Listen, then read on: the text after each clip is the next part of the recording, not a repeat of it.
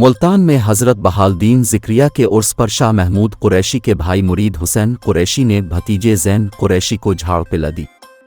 मज़ार में मुदीर हुसैन कुरैशी की भतीजे ज़ैन कुरैशी को झाड़ पिलाने की वीडियो भी सामने आई, जो कि सोशल मीडिया पर वायरल हो गई।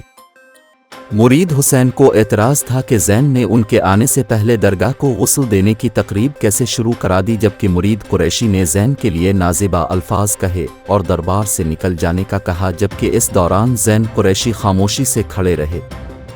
वाज़ेह रहे कि दरगाह को गुस्ल गुद्दी नशीन शाह महमूद कुरैशी ने देना था, लेकिन उनकी गिरफ्तारी के बाइस उनके बेटे ज़ैन कुरैशी ने गुस्ल देकर तकरीबात का आगाज़ किया।